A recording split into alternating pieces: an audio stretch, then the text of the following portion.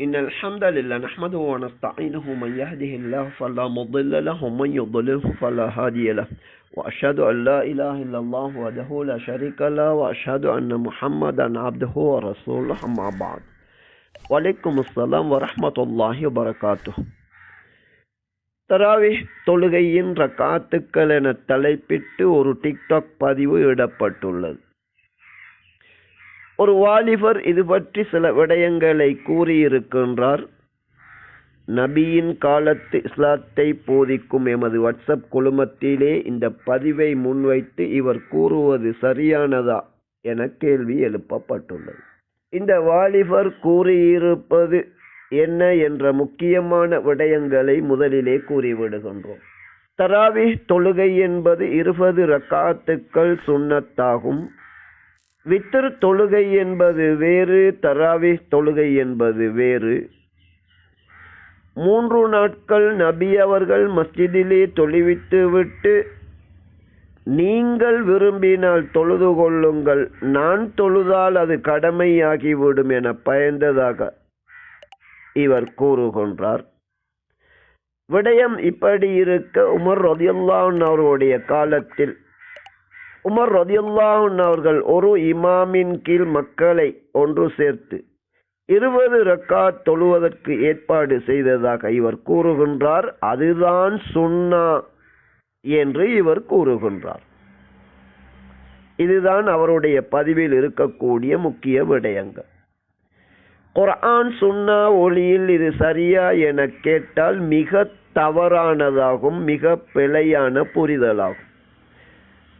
மர்மையின் 3 வகையான அடையாளங்களை கூறிய நபி அலைஹிஸ்ஸலாத்து வஸ்ஸலாம் அவர்கள் சிறிய வகை அடையாளங்களை கூறினார்கள். அதுதான் 3வது வகையாகும்.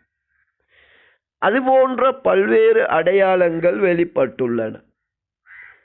அதில் ஒன்று யகில்லுல் இல்ம், அறிவு குறைந்து விடும். வயதுஹருல் ஜஹல், மடமை மேலோங்கி விடும்.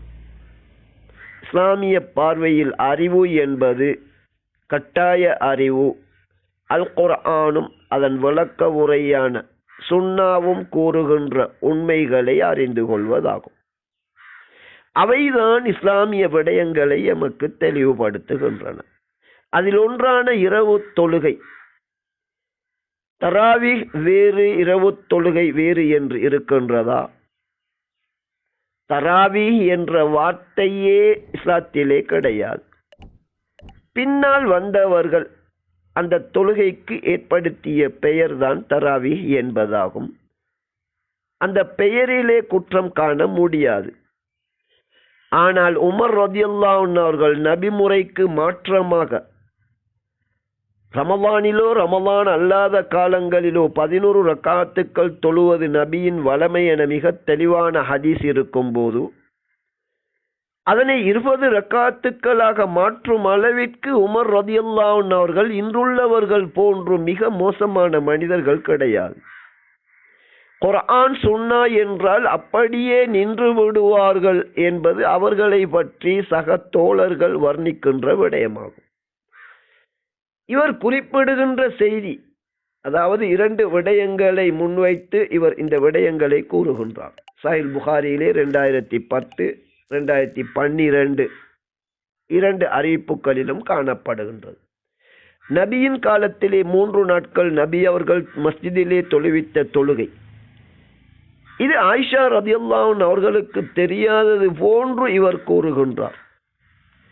நபியின் மஸ்ஜித் என்பது பல மைல் கணக்கு தூரத்திலே இருந்தது போன்று கூறுகின்றார். உண்மை என்னவென்றால் ஆயிஷா ரலியல்லாஹு அன்ஹா அவர்கள் போன்ற மனைவியர்களின் வீடு என்ற அந்த ஒற்றை அறை, அதன் ஒரு சுவர் மஸ்ஜிதின் ஒரு பக்கமாகவும் மறுபக்கம் இவர்களுடைய அறையாகவும் இருந்தது. எனவே ஆயிஷா ரலியல்லாஹு அன்ஹா அவர்கள் போன்றவர்கள் இது பற்றி நன்கு அறிந்தவர்கள். நபி அவர்கள் வாழ்நாளிலே இந்த இரவு தொழுகையை தராவிஹ் என கூறி தொழுவதும் கிடையாது, 20 ரக்காத்துக்கள் தொழுவதும் கிடையாது. நீங்கள் தொழுதால் கடமையாக மாட்டாது, எனவே நீங்கள் தொழுது கொள்ளுங்கள், நான் தொழுதால் தான் கடமையாகும் என்ற வார்த்தைகளை இவர் கூறுகின்றார். அப்படி கூறவே இல்லை. விரும்பியவர்கள் அந்த ஹதீஸ்களை எடுத்து பார்க்கலாம். இவர் கூறுகின்ற கருத்துக்கள் என்பது பெரும்பாலும் இவருடைய சொந்த கருத்து கிடையாது.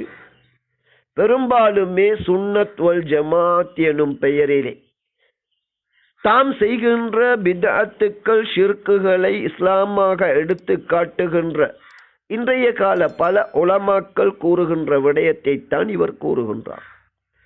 இவர்கள் கூறுகின்ற விடயம் தம்மை திருத்திக் கொள்ளாமல் தாம் செய்கின்ற பிழைகளை இஸ்லாமிய சாயம் பூசுவதாகவே இருக்கின்றது.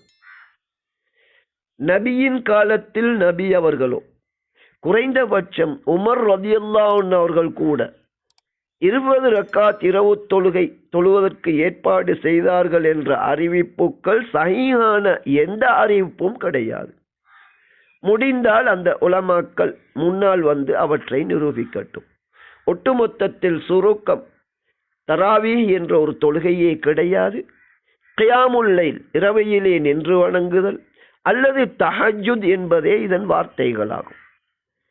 1 முதல் 13 வரைக்கும் நபி அலைஹிஸ்ஸலாத்து வஸ்ஸலாம் அவர்கள் 2 இந்த தொழுகையை தொழுதிருக்கின்றார்கள். இஷா முடிந்ததிலிருந்து ஃபஜ்ர் வருவதற்கு இடையிலே இதனை தொழுதிருக்கின்றார்கள். மிகச் சிறந்த நேரம் இரவின் முதல் 2 பகுதி முடிந்ததன் பிறகு ஃபஜ்ரை நெருக்கிய அந்த 3வது பகுதி இறுதி நேரம்தான் மிகச் சிறந்தது. நபி அவர்கள் தொழுது கொண்டிருந்த போது சஹாபாக்கள் தற்செயலாக இதனை பார்த்து அவர்களும் தொழ ஆரம்பித்தார்கள். முதல் நாளை விட 2வது நாள், 2வது நாளை விட 3வது நாள், 3வது நாளை விட மஸ்ஜிதிலே இடம் போதாத அளவிற்கு சஹாபாக்கள் ஒன்று கூடினார்கள். ஒருவேளை இது கடமையாகினால் அதன் பிறகு உங்களால் செய்ய முடியாது போய்விடும் என்ற அச்சத்தில் தான் நபி அவர்கள் நிறுத்தினார்கள். எனவே இந்த தராவீஹின் ரக்காத்துக்கள் என தலைப்பிட்டு தராவீஹ் என்ற ஒரு தொழுகை தனியாக இருப்பது போன்று அது இரவு தொழுகை அல்ல என்று கூறியிருப்பதெல்லாம் முற்றிலும் தவறானதாகும். தெளிவான அறிவு இல்லாமல் ஆதாரமும் இல்லாமல் பல்வேறு பிழையான விடயங்களை இவர் கூறியிருக்கின்றார். குர்ஆன் சுன்னா ஒளியில் இரவு தொழுகை என்பது 2 நீண்ட தொழுகைகளாக தொழ வேண்டும். அவற்றை நாம் 13 ரக்காத்துக்கள் என நபி தொழுத விதத்திலே நாம் தொழுவதற்கு பல மணி நேரங்கள் தேவைப்படும். ரமலானில் மட்டும் கூட இது தொழுவது கிடையாது. முடியுமானவர்கள் குறைந்தபட்சம் ரமலானிலாவது தொழ வேண்டும், அல்லது ரமலானின் இறுதி 10 இரவுகளிலாவது தொழ வேண்டும். அது வேறு விடயம். ஒரு சிறந்த முஸ்லிம் இரவிலே தொழுவதென்பது அல்லாஹுக்கு மிக விருப்பமான தொழுகை. நபி அவர்கள் தொடர்ந்து தொழுத தொழுகை. வழமையாக 11 ரக்காத்துக்கள் தொழுவார்கள். தொழுகையை முடிக்கும் போது 1 ரக்காத் வித்ர் தொழுது முடிப்பார்கள். இரவு தொழுகை வேறு, வித்ர் வேறு என்பதெல்லாம் மிகப்பெரிய அறிவீனமாகும். ஒட்டுமொத்தத்தில் தெளிவான அறிவு இல்லாமல் தாம் செய்கின்ற பிழையான விடயங்களை இஸ்லாம் போன்று இவர் சித்தரித்திருக்கின்றார்.